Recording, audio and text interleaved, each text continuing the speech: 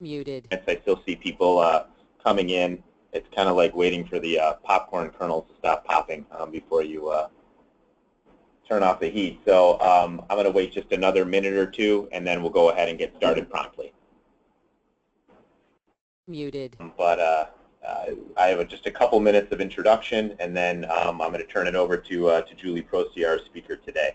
So again, my name is Scott Grahams. I'm the Executive Director of the Illinois Landscape Contractors Association. I just want to welcome all of our members who are able to join us today for this webinar. So welcome to the webinar regarding the long-awaited release of the USDOL's final rule versus for exempt versus non-exempt employees. It's expected that this rule is going to impact about 4 million workers in its first year, but based on the interest of this call, I expect that number could be actually a bit higher. The purpose of today's call is to help you understand how this rule is going to impact your business and your employees. Our speaker today is Julie Proscia of SmithAmundsen. Julie has extensive knowledge of the landscape industry. She's defended many ILCA members on various wage and hour issues. Julie also helps man the free 1-800-LEGAL helpline number that ILCA members can call when they're faced with a wage and hour issue. And if you don't know that phone number, please contact ILCA staff and we can definitely give it to you.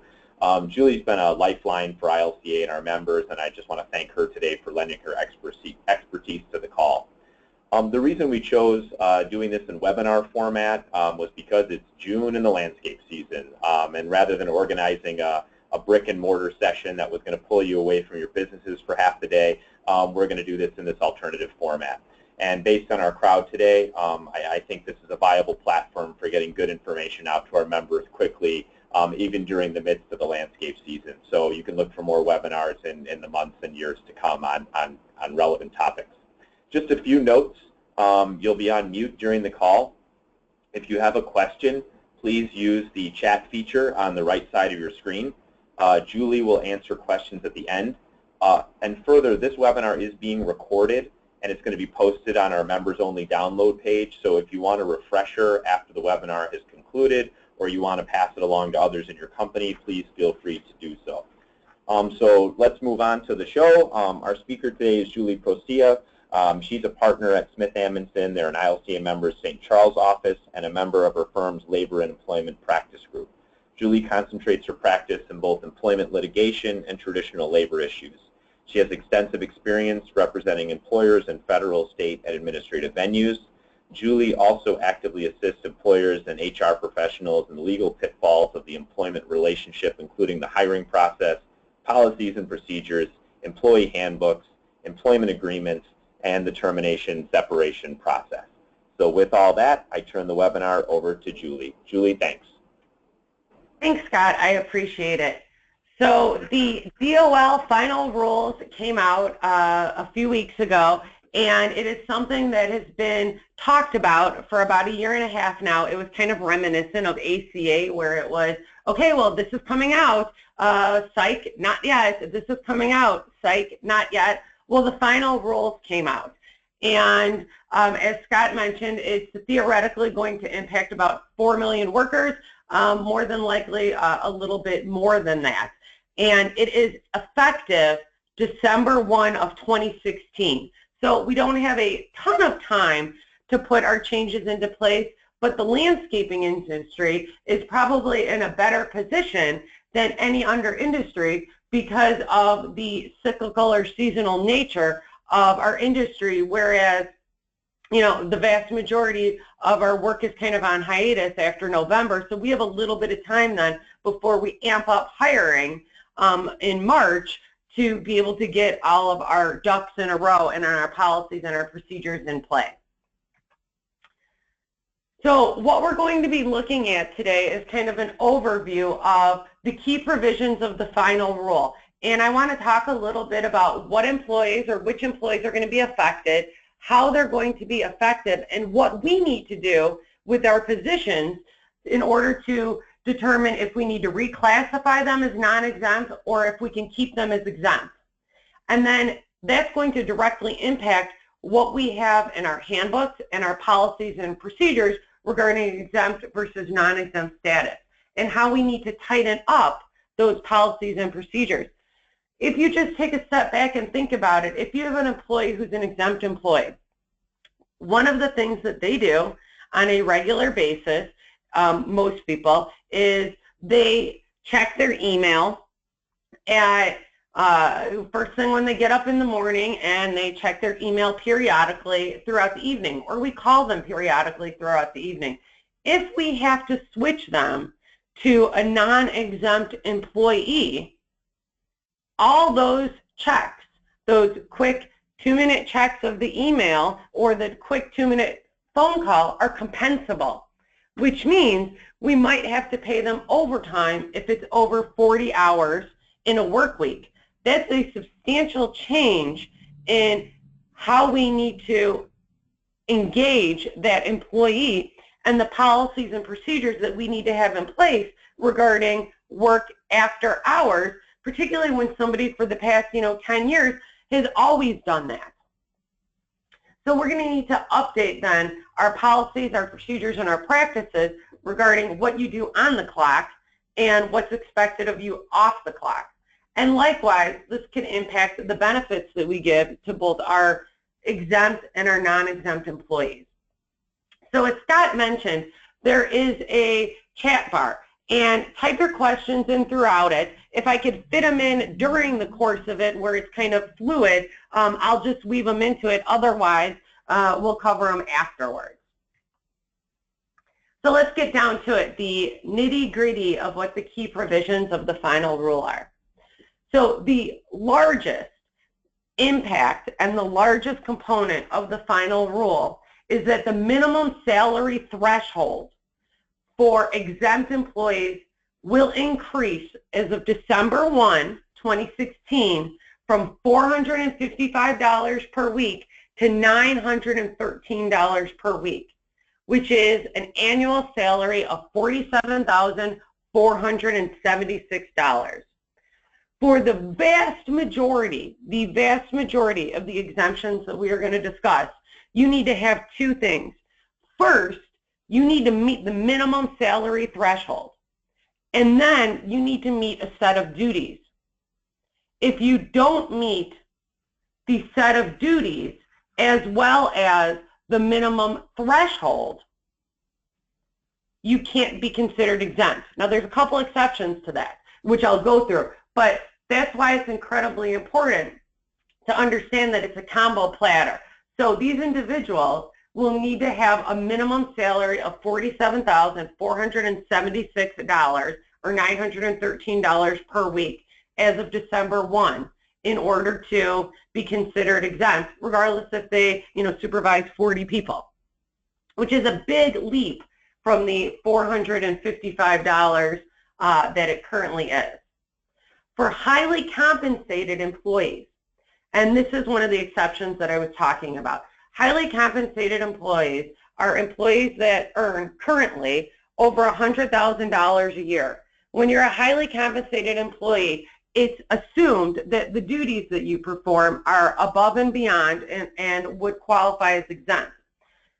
Now that threshold will be at $134,004 as of December 1 of 2016, meaning if you don't meet that threshold, you cannot qualify for the exemption.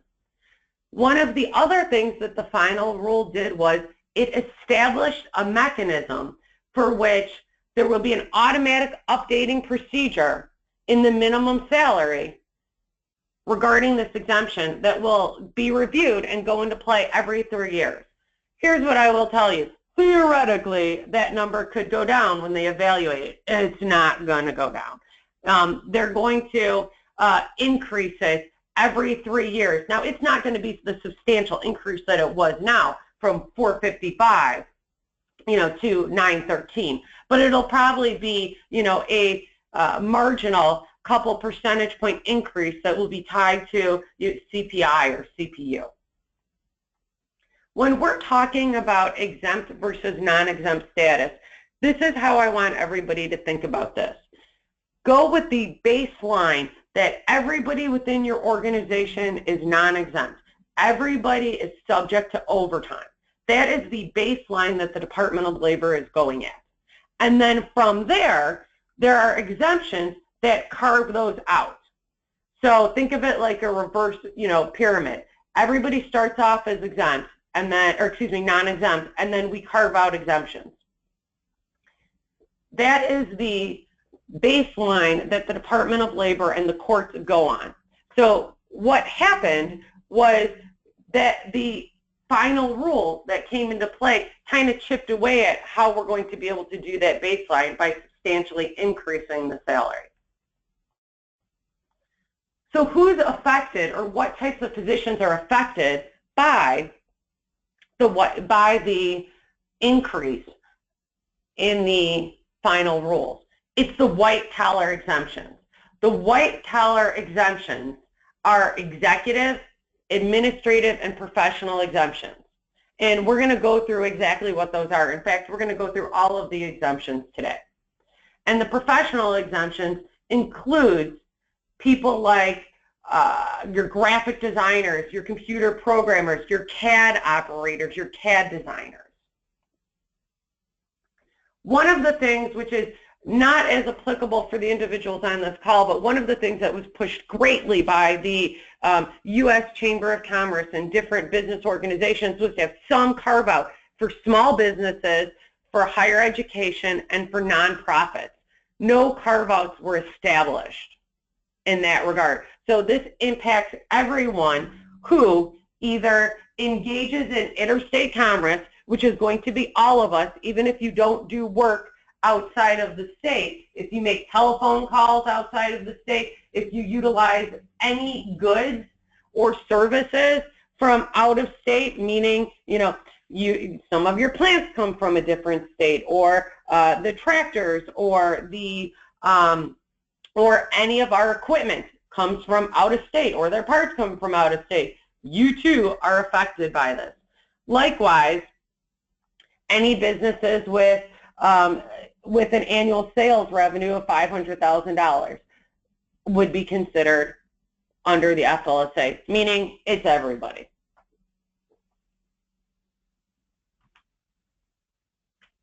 Exemptions that are not affected are agriculture, the retail sales exemption, the motor carrier exemption, the outside sales exemptions, which we'll go through, and the professional exemptions, which are not subject to the salary threshold. So those are things like teachers, doctors, lawyers. It's like the only time where we've written the laws as lawyers and screwed ourselves, whereas you could, work as many hours and it doesn't matter. So when you are looking at the salary threshold, the new salary threshold of approximately $950 a week, right? So, or excuse me, the $913 a week, not the $455 a week that it currently is. One of the questions that we're getting is, does it have to be a straight $913 per week? Can there be some discretionary monies that come into play? Can we put bonuses or commissions in there? The answer is yes, kind of, because I'm a lawyer, so I have to give you the yes, kind of aspect of it. Up to 10% and only up to 10% of the baseline monies of the $913 per week as of December 1 can be comprised of commissions, incentive pay, and non-discretionary bonuses. If, and this is a big if, they're paid at least quarterly. So we can't wait till the end of the quarter or the end of the season to pay for it. So that means that you can pay $822 per week instead of the $913 per week for the salary basis, and then you would have to give $91 per week, or the equivalent thereof, $1,092 per quarter in non-discretionary bonuses, incentive, or commission payments. In doing so, you are allowed to do catch-up payments in the first pay period of that quarter, of the following quarter, if they don't meet their incentive bonus or if they don't meet their commission level. So what's really kind of tricky about this, or what really kind of is frustrating employers about this is, so you're telling people, okay, you need to do X amount to get commissions. We're going to pay you $822 a week, and in order to make the $913 per week, you need to do X amount of work, X amount of sales to achieve this. Well, even if they don't achieve it, we still have to pay them it, because if we don't, we lose the exemption. So it's building in incentives that we then have to give them anyways.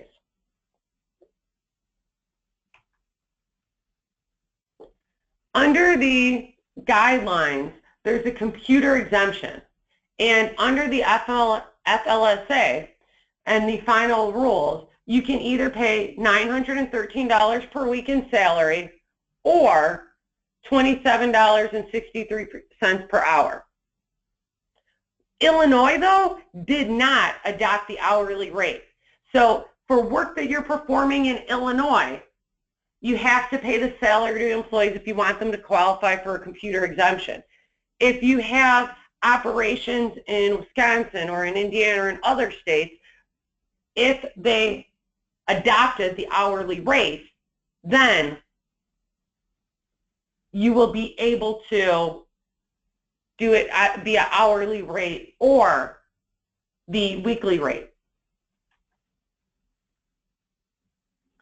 So let's go to the highly compensated individuals.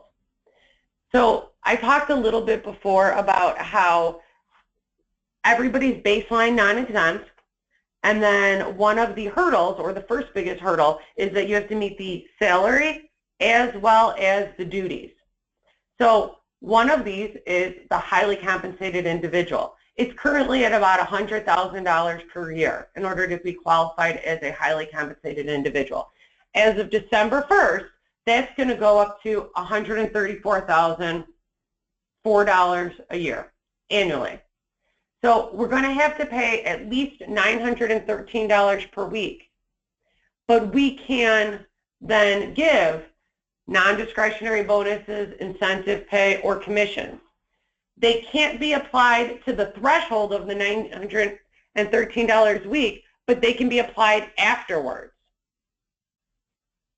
So what that means is they can have a higher level of commissions or a higher level of incentives. But again, there's a weird thing where Illinois adopts things and other states don't, or vice versa, because you don't have to necessarily adopt. And we need to make sure that when we're doing this, you check the state laws, because Illinois did not adopt the highly compensated exemption. And Wisconsin wasn't clear on it, which means go with the $134,000 per year.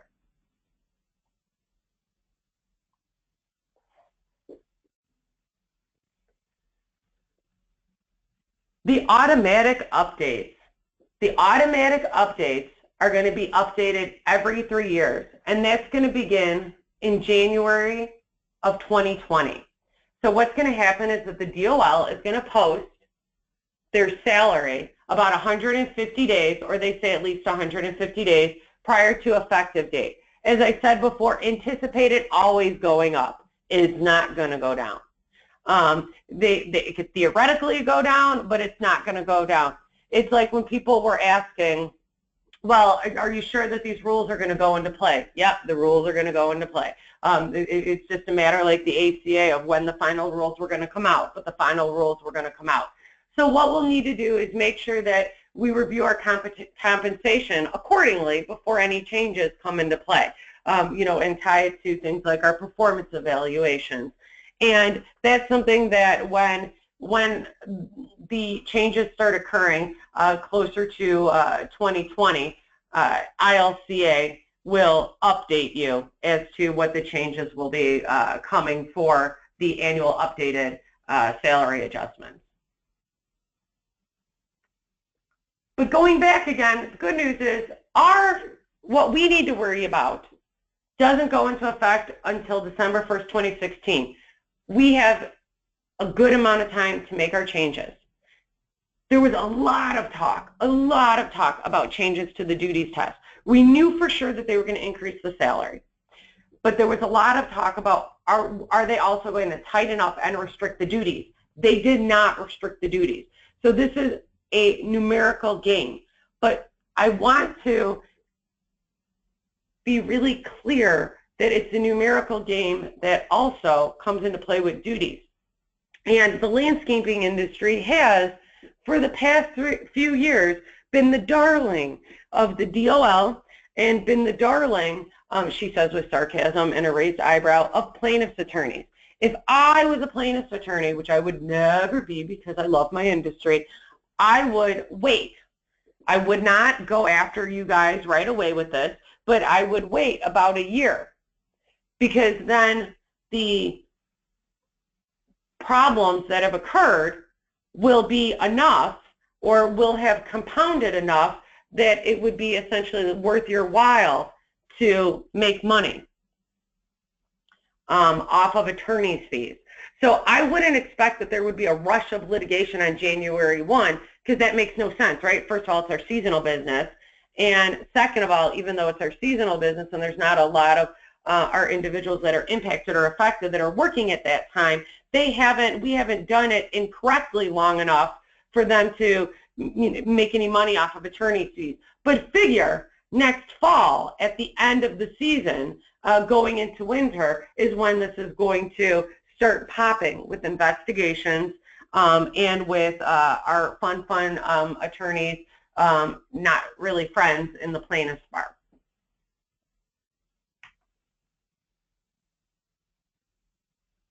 So the delayed enforcement for Medicaid funded, I'm just going to skip past that because that is not going to impact people who are on this call, and go straight to this. So I've been getting some questions throughout this about the, okay, well, what is the computer exemption and things like that. So I'm going to go through those. So while we are doing it, I'll pop through what are the different exemptions and what are the different duties. Let me start off with the baseline. Like I said, is everybody is non-exempt. Everybody is considered an hourly employee unless we could chip away at that. An hourly employee or an exempt employee or a non-exempt employee is somebody who is required to be paid overtime at a rate of time and a half for all hours worked over 40 in a work week. So if your organization has a 35-hour a work week or a 37-hour a work week that you have designated internally, then you still have to pay 40 or pay overtime for hours worked over 40. Just because you have internally designated that your work week is 37 doesn't mean that between 37 and 40 you have to pay overtime. It's just after 40, unless, and here's a big caveat for some of the individuals on our call, unless you have a collective bargaining agreement that designates otherwise, and then your collective bargaining agreement would trump that.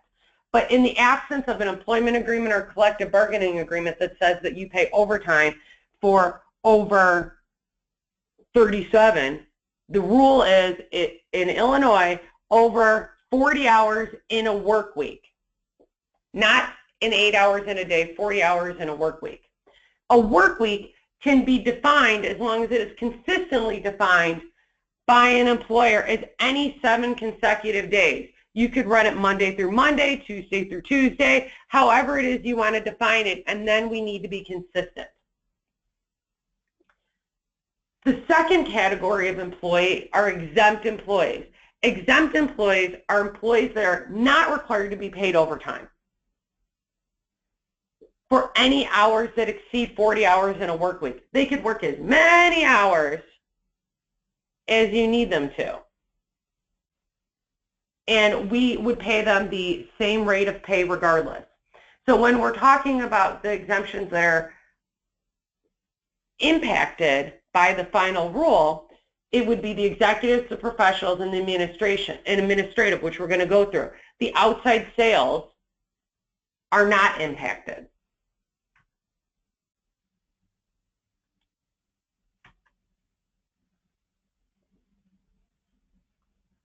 Again, when you're looking at, and I keep emphasizing this, but it's important, when you're looking at whether or not you could classify somebody as exempt or non-exempt, they have to meet 2 criteria under the white-collar exemptions. Baseline, $913 as of December 1, $455 now, and the positions and the duties. The exceptions to that are the outside sales exemption, somebody who works 99% of the time outside of your office, and the computer employee exemption. For the computer employee exemption, this isn't the person that, so here's my rule of thumb for the 2 of these. An outside sales individual does not have a desk in your office. If they have a desk in your office with a picture of their family on a beach with Mickey and their arm around Mickey and a bunch of tchotchkes on their desk, they're not going to be outside sales. Outside sales individual is someone who works predominantly outside of the office. They stop in, they phone in, they essentially use a visitor's office when they're there. They are not someone who makes an abundance of calls or marketing from the interior of the office. A computer employee for this exemption is a computer professional who, and again, here's Julie's rule of thumb of how to explain this, is if you would call them up and say, hey, my computer's not working, and they say, did you turn it on? Did you turn it on and off? Which, by the way, I think is the most annoying thing in the universe. But, did you turn it on and off? If that's the first thing that they say, they're not the computer exempt person who's under this exemption. It's the individual who is writing code, who is creating the program, not the individual who is help desk or who is data entry. So we understand that as of December 1, we go to the increase in the salary. For salary, it has to be paid when you're looking at it on a weekly or less frequent basis. What they're doing is they're determining what the predetermined amount of pay is. And it can't be based off of their quality or their quantity of work. It's that you get $455 per week now, or $913 as of December 1, regardless if you do a good job or a bad job or whatever. If you cut 15 lawns, if you lay X amount of pavers, it doesn't matter. You get the same amount of salary, regardless. If we make improper deductions from an exempt employee's salary, we could lose the exemption.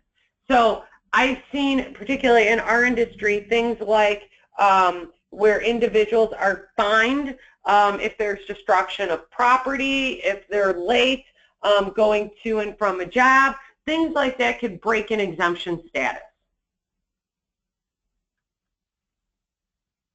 So let's start off with the main exemptions to go through and determine what exemptions, what the duties are that go with the salaries.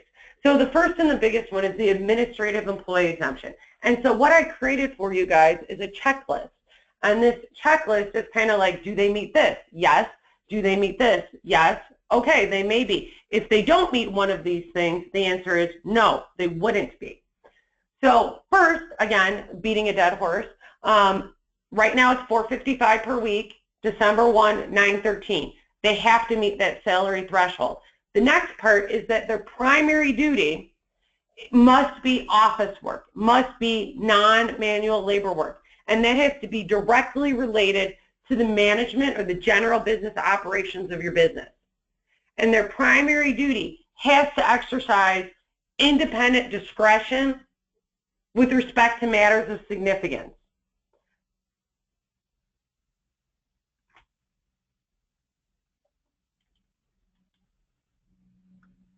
When we're talking about primary duty, that means that it's their main duty. It's over 50% and substantially over 50%. The Department of Labor doesn't say, exactly like it must be 52.5%, but it must be a substantial component of what they do. And they're going to look at those in a case-by-case basis. They take the job description as that's a starting point, but we want to see what you actually do. And when they're looking at what and who perform duties that are related to the management of the business operation, generally speaking, these areas include things like the individual who's doing the budgeting, the accounting, the insurance, your safety officers, individuals who work with your labor relations or with your human resources. Those are the individuals that they're looking for the general business operations and management. When they're looking at independent discretion and judgment, they want to make sure that the individual has significant ability to make a decision. So it's not that they can't double check with the owner, particularly if you have a smaller business where you double check with the owner, but that they have the ability to, outside of a quick double check, make a determination. They're not just following a manual that says you have to do X, Y, and Z when you're quoting projects and when you're quoting work coming in, where they have no discretion in the quote up or down. When we're looking at the independent judgment, they're looking at different skills and techniques, and the factors that they're including for what's independent discretion and judgment are things like, do they have the ability to carry out the major assignments and the authority to commit an employer into matters of financial impact? Do they have buying, purchasing opportunities? Do they have the ability to do this with minimal prior approval and consultation?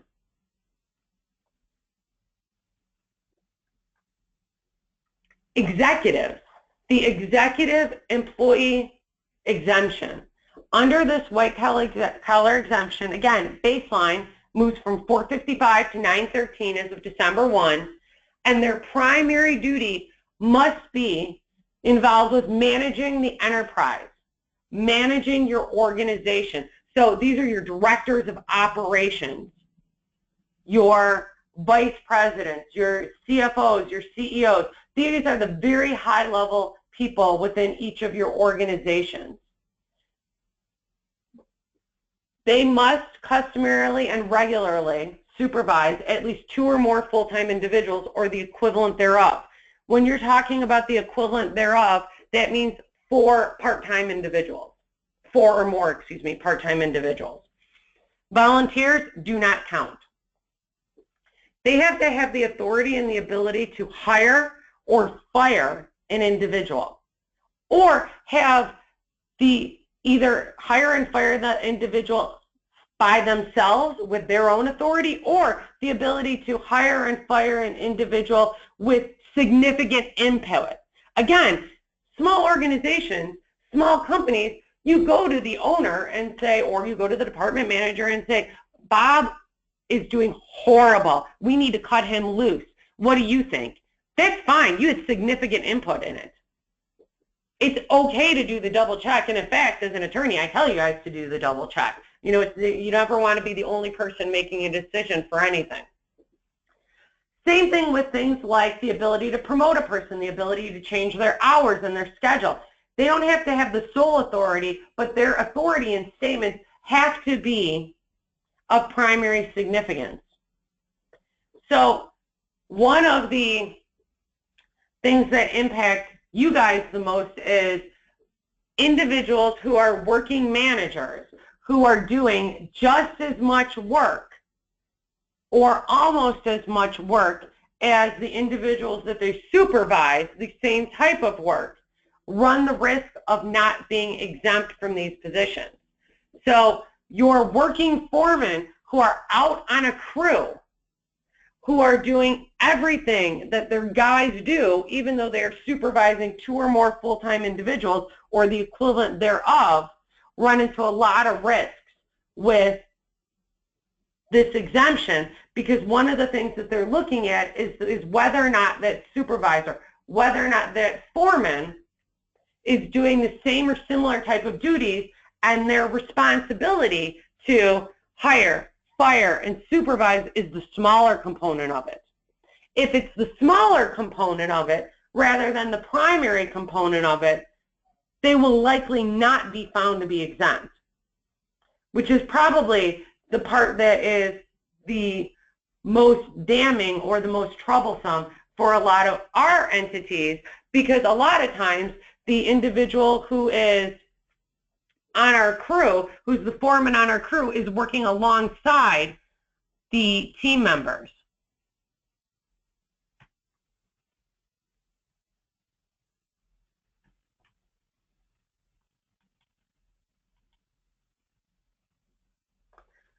So the learned professional exemption. The learned professional exemption is the exemption that, again, starts with the salary basis of $455 now, $913 as of December 1, and their primary duty has to be work that's considered intellectual in nature in a field of science or learning, in a higher field of science learning.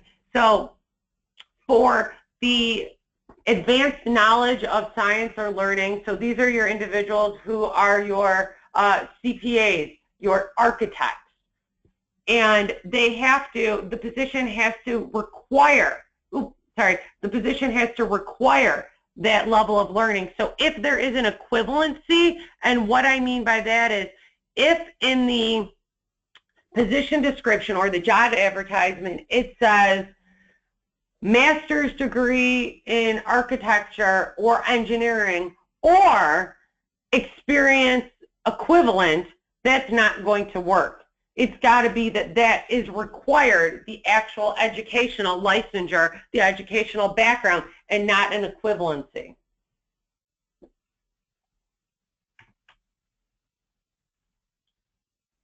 Your creative professionals are going to be the individuals who, again, have to meet the salary basis, always, always, always, minus those couple exceptions that we talked about, of the $913 per week as of December 1, or the $455 currently, and the duties. And their duties are primarily invention, imagination, or originality. So for creative professional, think of the individuals as they're going to be the graphic designers.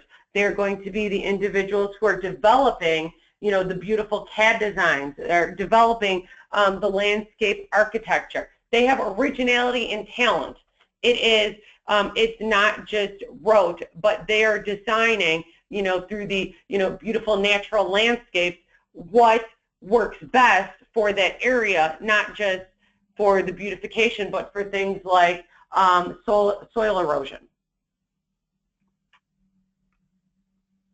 Outside sales, we talked about a little bit already. My rule of thumb, which isn't necessarily in any Department of Labor handbook, which is a pretty good rule of thumb, is that if the individual has a picture with Disney or Mickey, they are likely not going to be outside sales because they are in the office way too much since they have tchotchkes there. You know, their regular course of business is that they are outside of the office and they are stumping. They're the individuals who are in their car more than anybody else. If you go into their car and they have Tashi bars and McDonald's that is bags in the back, they are more than likely going to fall within outside sales. If they have a pristine car, because not just because they're a clean individual, but because they are in the office all the time, that is not going to work. They are selling both either tangible or intangible items. So they could either be the individuals that are selling the goods, you know, selling the nursery individuals that are selling the plants or equipment for you, or they could be individuals that are out who are meeting with the customers and clients to develop and to ascertain projects within and for the organization. So a little bit more about the computer professional. I know a couple people asked about this earlier, and the individuals who are the computer professionals, again, aren't the individuals who you're asking help desk questions to. Those are individuals who are not just earning over $455 per week and not less than $27.63 per hour. but they are primarily engaged with design. So they are developing the software. They are developing the prototypes, the design, the specifications, either hardware or software or a combination thereof. They are not the individuals who are fixing the printer when it's not working. Again, not maintenance and not repair, and definitely not help desk. So we already talked a little bit about the highly compensated individual, but again, I put it in more detail on the slide so you would have it later on. These are office. They could either be office or non-office work, but it has to be non-manual labor. And these are the individuals that are doing duties generally that are the combination thereof of the executive, administrative, or professional duties. Somebody asked a little bit earlier if, like when we're looking at things like outside sales, if they could also have hybrid positions. Yes and no, lawyer answer. So an outside sales individual who's also doing production would not qualify for the outside sales exemption, the commission exemption, because they're also working in the office. But they may qualify for one of the other exemptions. One of the things that I want you to keep in mind is just because you wouldn't qualify under an administrative exemption doesn't mean that we can't try and qualify you under an executive exemption. So we can look at the different exemptions to see which one would be applicable, if any would be applicable. But for hybrid positions, it's kind of hard when you have individuals who are in the hybrid of the outside sales, the commission-related position, and then an internal position, because the outside sales really means not in the office.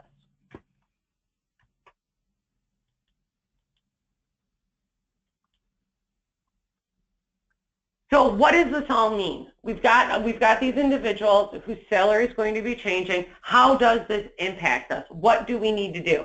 We need to review our current classifications of our employees and see what they are. And that means that what we're doing, I think that from now until the end of the year, the vast majority of my time is going to be spent with my clients working on audits to ascertain, who we have in what positions and where we need to move them, particularly since we know that in a few months to a year after this comes into play is when the Department of Labor is going to be going full force.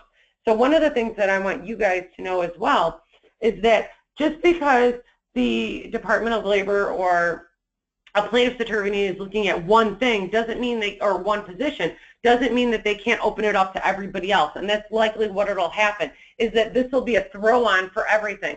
So they're going to come and say, oh, you guys weren't properly paying overtime for non-exempt employees who are always non-exempt and who are always going to be non-exempt. And while they've got that complaint out, they're like, hey, so while I'm here, I'm going to look at all your office people too. Because in their mind, why not? We're already there. Why not look at the office manager? So take a look at, and we're going to have to take a look at our policies and our procedures and the individuals who are on the cusp in particular to determine whether or not it is going to be more efficient to raise their salaries, let's say from $455 to $913 per week, or if it's going to be more efficient for us to pay overtime, to change them to overtime if we need to. And usually what I'm telling my clients in the different organizations is if somebody's around the, let's say, $42,000 a year mark, those are the individuals that are on the cusp. Somebody who's making 35, it's going to be really hard to have that much overtime that we're going to need to put them up to the $47,000 per year. But anybody who is around the $40,000 mark and up are the individuals that we really need to examine to see how much are they working over. And that's how you're going to kind of determine what jobs need to be reclassified, or one of the ways that you're going to determine what jobs we need to reclassify. And how we're going to do this then is also we need to tighten up our policies and our procedures. So if we're going to have individuals that we're going to be changing over from exempt to non-exempt, we have to, incredible emphasis on this, have policies and procedures in place and a change in our culture for what we do when they start checking email and answering phone calls after work, which means we have to put in policies and procedures in place that say things like, you have to get pre-approval of overtime prior to doing the overtime, not just the next day coming in and being like, hey, I worked 4 hours over yesterday, that's okay, right? Because once somebody works the overtime, you have to pay them for it. You have to pay them for the work, even if you had a policy and procedure in place that says you need prior approval. We can discipline them for it, but we still have to pay them for all hours worked. So what are we going to do? Are we going to take away cell phones? Are we going to shut off email? Are we going to put policies in place that say, no, you can't do it after 5 o'clock? How are we going to do it so we can control our costs?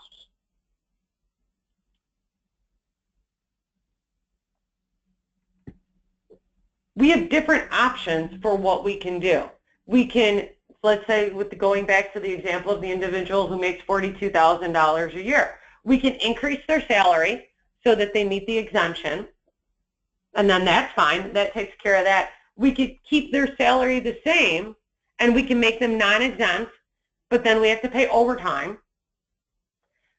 We can establish, and a lot of companies are doing this, a new hourly wage rate for the employee, and so that it's not going to impact us as much when they make overtime hours.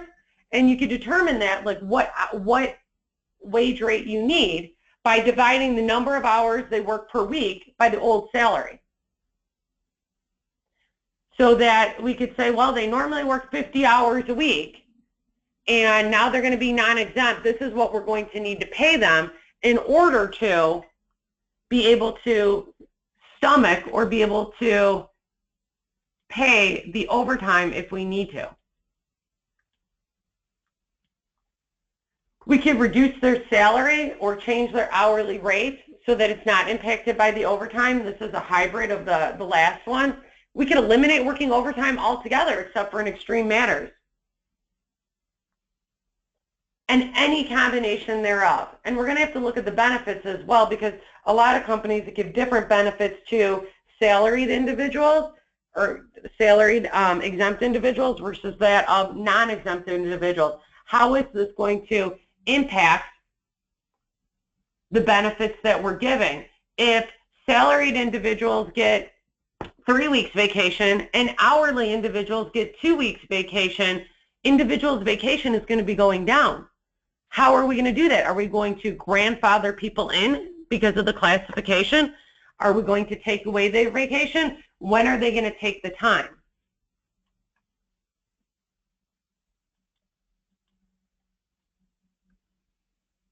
One of the things that stinks, frankly, about DOL issues is that employers always have the burden to A, establish that the individual is exempt and not subject to overtime, and B, to keep records. So if we improperly classify somebody as exempt and they should properly be non-exempt and we didn't keep records, then the employee can come in and say, I worked 60 hours every single week and they owe me 20 hours in overtime every week. And if we have no documentation to support that that employee is a liar, pants on fire, then we owe the 20 hours.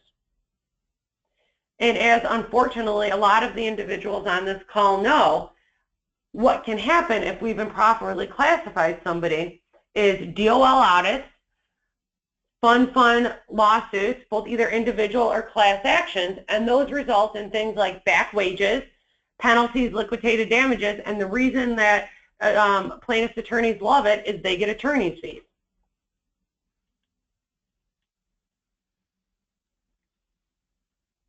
So when we're going through how we need to convert the employees and the issues, we need to look at things like travel time and training time, rounding, what's considered off the clock, on the clock work. These are things that for our exempt employees, it really didn't faze us before, right? So if they have to go to Indiana or go an hour away in order to have a meeting, it didn't matter because they were exempt. Now we have to figure that in. Now we have to, again, go back to rounding, less than 6 minutes. What do we do for individuals who are working at home? What about things like pre- and post-work activities, loading the truck, unloading the truck? Just because you make it back to the yard doesn't mean that that's not counted. Individuals who are non-exempt have to get meal breaks, have to get rest breaks. They have to get 20 minutes of unpaid time as a meal break if they're scheduled to work over 7 hours in a day before the 5-hour mark. Rest breaks, they need to get 2 15-minute breaks. What do we do for things like waiting time? Non-exempt employees have to be paid for waiting time, regardless if it's an hour to the next job.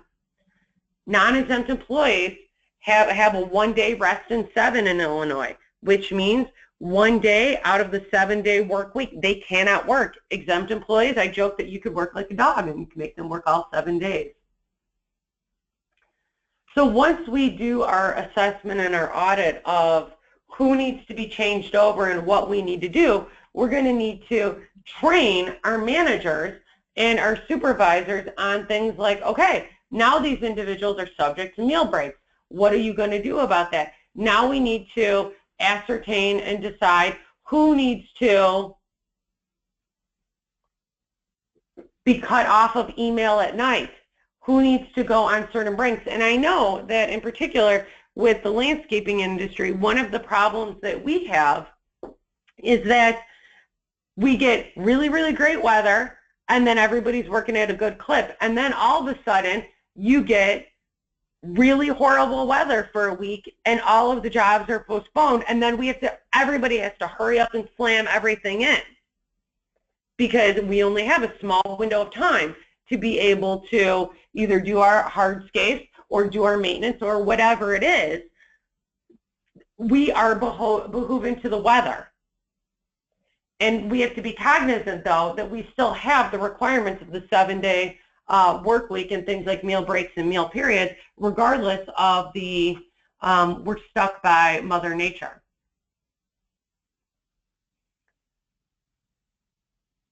While we're examining exempt and non-exempt status and who's properly exempt versus non-exempt, it's a good time to check our house. It's a good time to clean house and see what else we have. Are we rounding correctly? We can't always round down. We have to do it to the employee's benefit on one end if we're going to do it to the detriment on the other end. What are we deducting for?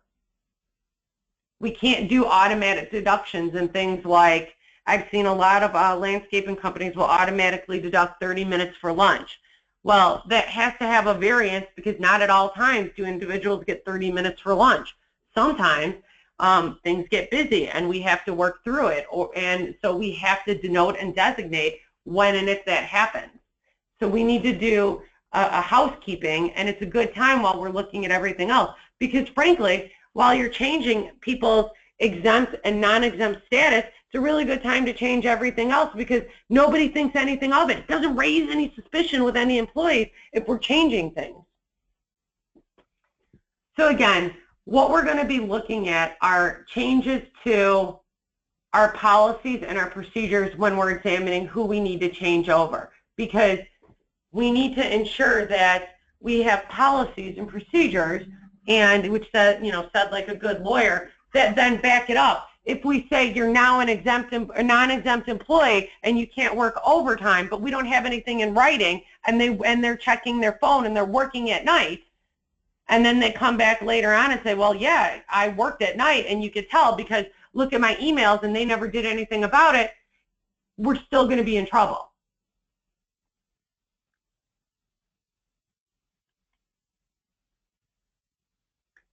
One of the tricky issues that comes with changing an employee from an exempt employee to a non-exempt employee is that people take it to heart. For whatever reason, individuals feel like that change, that classification change, is a change in value status. So we don't just need to figure out who we need to change and what policies we need to put in place, but we need to figure out how we should and can message it so that we do not decrease morale in the process, so that the individuals feel like they are doing less of a job, or that their job or position is considered less important because of the change in status. It's merely a change in the payment status, but not a reflection on the importance of their position within the company and individually.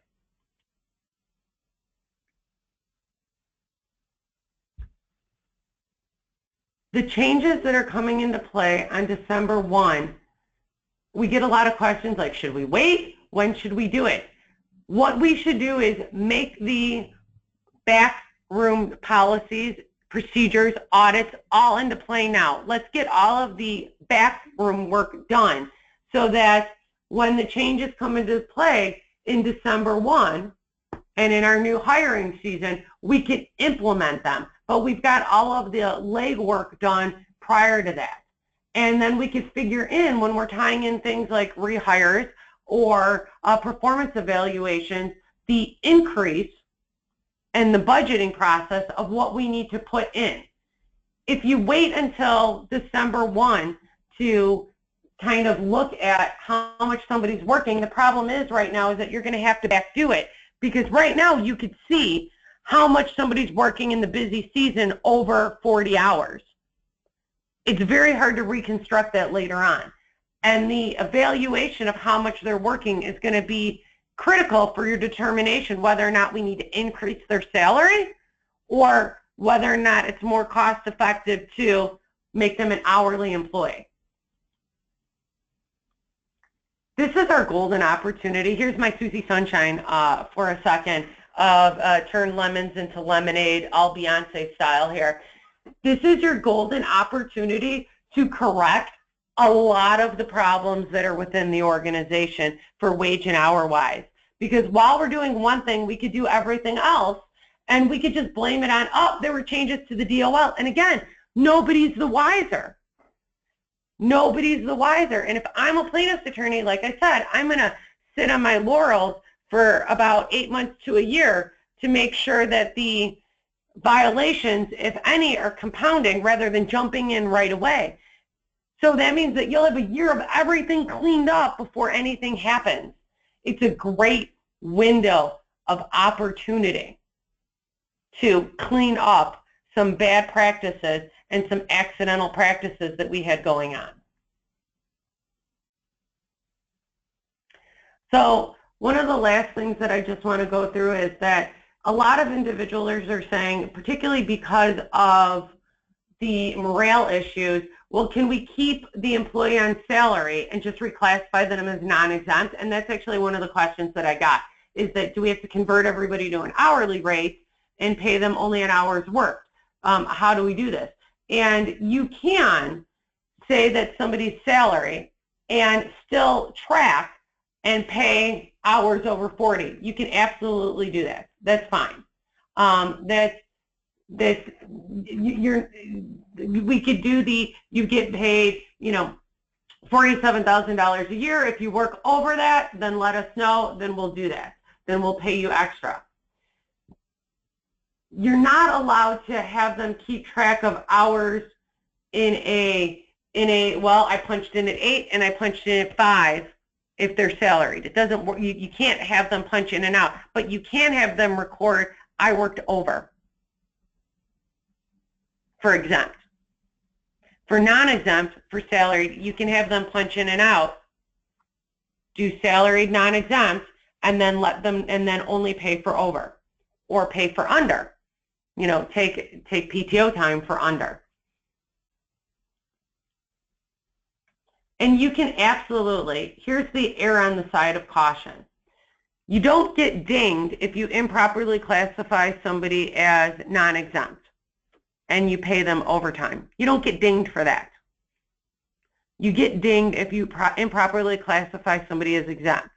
So when you're erring on the side of caution as to whether or not somebody is exempt or somebody is somebody is non-exempt, err on the side of non-exempt. And when you're figuring in bonuses to be counted in that 10% always have to be non-discretionary. If it's discretionary, that's not figured in with the exemption status or with the basis for the salary for the exemption status. Regardless of how we reconfigure their pay and reconfigure their hours, they always have to meet the minimum wage when you're breaking down the hours. So one of the things that I said was that some people are examining the individual salary, kind of backing it out and readjusting it that way to reconfigure their hourly rate. That's fine. And I know a lot of corporations that are doing that, but we always have to make sure that we have a minimum rate of minimum wage.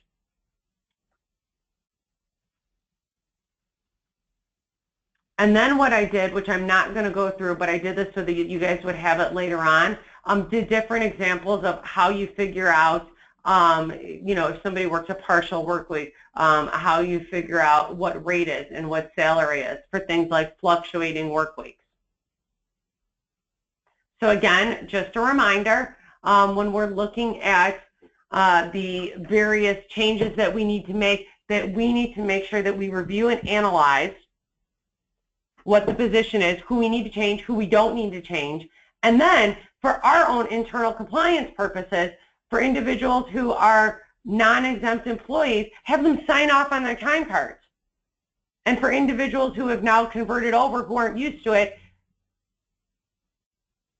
re-emphasize that any work, any overtime work has to be approved prior to.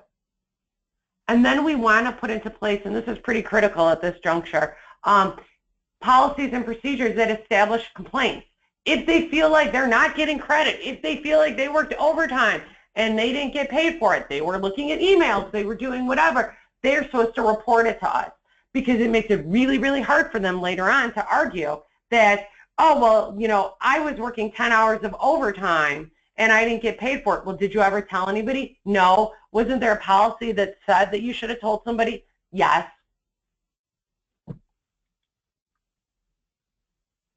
When we're looking at FLSA, when we're looking at the new changes to the DOL final rules, and when we're looking at what the DOL is going to look at, one of the things that I wanted to bring up, particularly since you guys have unfortunately been the darlings of the DOL and of plaintiffs' attorneys, is, again, they're not limited to looking at just one thing. So what they're going to look at and the records that they're going to look at to ascertain whether or not somebody is properly exempt, non-exempt, following meal breaks, doing overtime correctly, is they're going to look at things like our payroll records, our work certifications, our purchase and sale orders, employment contracts, our CBAs. These are the records that they're going to look at. These are the records that we utilize as well for our defense to show that we are properly classifying employees. I covered a ton of material and talked pretty much as quick as I could. I caught some of the questions. I'm going to kind of go through and look at the questions while we're talking because some of them we're going through a little bit quicker than I could actually do to catch the material. But I wanted to do things like give you additional slides that would cover information pertaining to like how you do the fluctuating work week provisions, how you calculate overtime, so that you would have it later on, because as Scott mentioned, it'll be up for you guys to look at later on and to share with your colleagues within your office if you need to. So when you look at things like, so now I'm kind of going to cover some of the questions. When you look at things like your seasonal operation and your seasonal business, is the salary prorated? Yes. In that, it's $913 per week. That's how they prorate it. So it's $47,000 per year. They're not going to make you crunch the $47,000 per year between the, let's say, March and November. What they're looking at then is that if you would go the whole year, would that be $47,000? So are they making $913 per week? So that's what they're looking at. What launches an investigation? Are they complaints? Are they randoms? Are they audits? The answer to that one, my friend, is all of the above, which is a very, very horrible answer. So investigations can be launched in a number of ways. An individual can file a complaint, current employee, ex-employee, a lot of times it's a disgruntled employee, my friend, and they can file a complaint, and what will happen a lot of times is if they're alleging that they were improperly paid and weren't paid overtime, or were improperly paid for, they weren't getting paid for windshield time, which, by the way, there's no such thing as windshield time, improperly paid in that they weren't paid for their travel time or things like that, what the DOL will look at is say, are you the only person in this classification? And they'll say nope, and then they'll say, well, I'm going to look at everybody else. So it could be an individual complaint, it could be a random audit. The DOL, in particular the Illinois Department of Labor and the USDOL, find industries every year that they want to go after, and those are target industries that they'll go and audit. And I have seen it on multiple occasions where it's things like they will go through the phone book and say, I'm in the area and I have an hour to kill. There's a landscaping company. I'm going to stop by there. It's that random. They will go after individuals who have had previous complaints. They will go after individuals who have had complaints from other agencies. So there'll be cross-filing. So let's say that in Illinois you have a workers' comp audit, and in the workers' comp audit, one of the things that you have stated was these individuals are independent contractors, and as such, that's why they're not covered under our workers' comp, and the workers' comp finds that no, they were improperly classified as independent contractors, and they should have been contractors. They can then cross-file and call up their counterparts over in wage and hour and say, hey, by the way, they're improperly classifying individuals as independent contractors, which means they're not paying them. Why don't you go on in? And they could do that as well. Now, the good news is that Illinois is a wee bit dysfunctional, and they tend not to happen with cross-filing, but it's possible. So the long and short answer to that is, boy, there are most definitely a lot of ways that that they could come after, or that they could take a look at doing an investigation or an audit. Likewise, plaintiff's attorneys will find, and we have a couple that really like our industry, will find industries that have symptomatic or that have consistent problems or areas where it's an industry-wide problem, and then we'll hit one business, then move on like locusts to the next business, to the next business, to the next business, because it is a common practice within this industry. So one of the questions that I got is, if an individual takes a sick or a vacation day during the week, are we required to pay them overtime if they don't work 40 hours, but they're paid for 40 hours? The answer is probably not. And the reason the good lawyer here gives you the probably not answer is that the rule is that it's for hours worked in a work week. So that would exclude sick time, medical leave, vacation time, PTO time of any nature or sort, unless you have a collective bargaining agreement, a policy, employment agreement, or employee handbook that changes it. So some collective bargaining agreements will say that time worked includes sick time, vacation time for purposes of overtime calculation. In the absence of something that gives that additional money or qualifies those additional time as money, the rule is that it's for hours worked, and that those hours worked would not include time where you're not actually on the job. And generally speaking, when we write our policies and procedures for our employee handbooks for you guys, we always denote and designate that time work does not include FMLA, medical leave, or vacation or PTO time.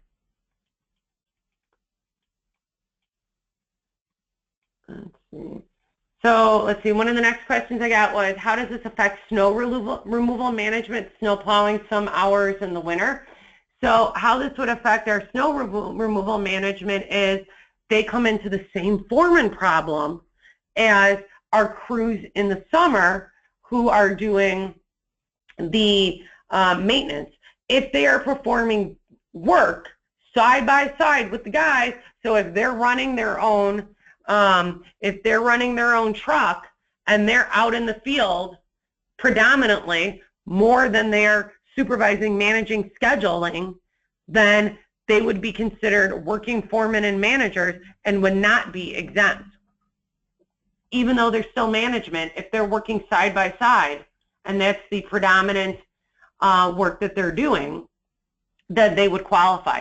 The FLSA regulations are applicable regardless if it's the seasonal employee or if it is the or if it's an employee that we have all year long.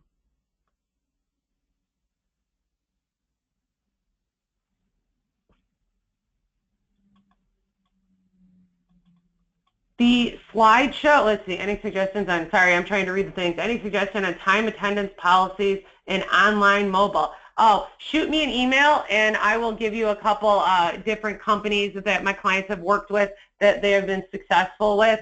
But I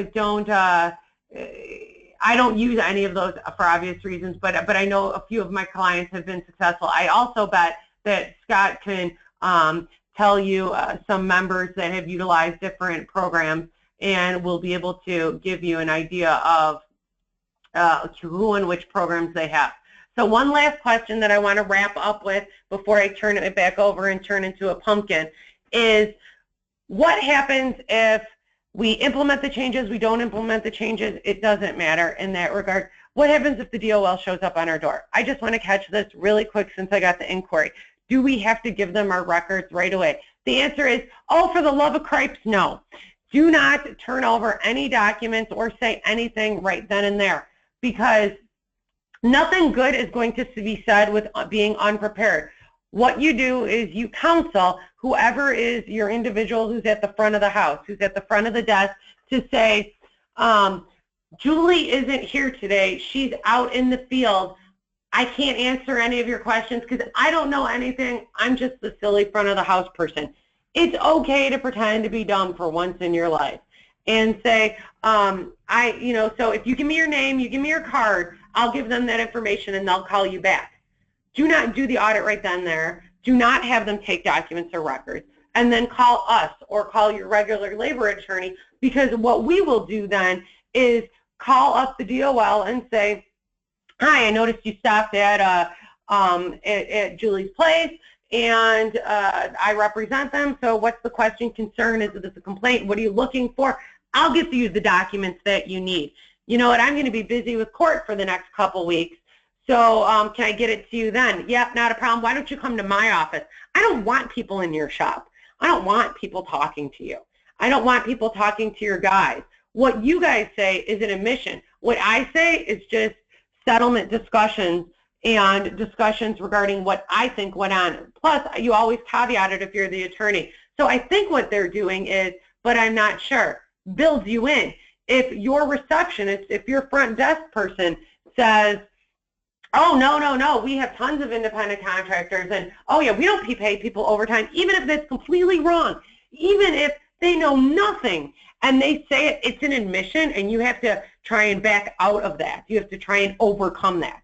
So always counsel whoever would answer the door, whoever would be in front, that they do not answer questions unless they come in with a warrant. But they're not going to come in with a warrant.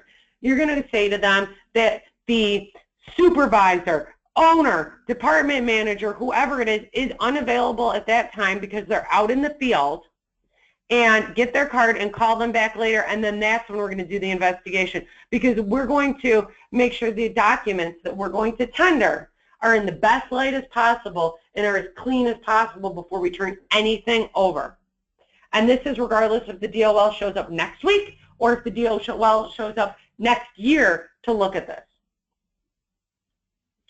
So I left my information, because we covered a ton of information with the questions page, which is my email address as well as my phone number. Please feel free to give me a call if you have any questions.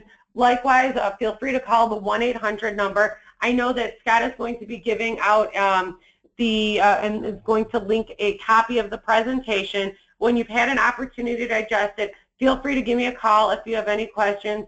And like I said, I think that the audit that we're going to be doing with you guys and with our other clients is going to be a primary focus and concern, because this is going to be the area that will be litigated in the next few years. This will be the most contentious form of litigation, because generally speaking, it's a buy one, get 20 free. If you're improperly classifying one, you're going to be improperly classifying 5.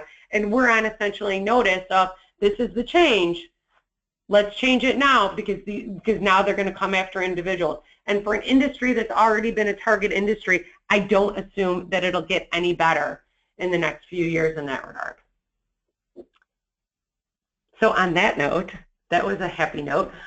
Thank you very much for joining the webinar today. It was very exciting to see how many individuals had questions. If I didn't catch some of the questions, feel free to call me or email me later. I try to catch as many as possible. And thank you again.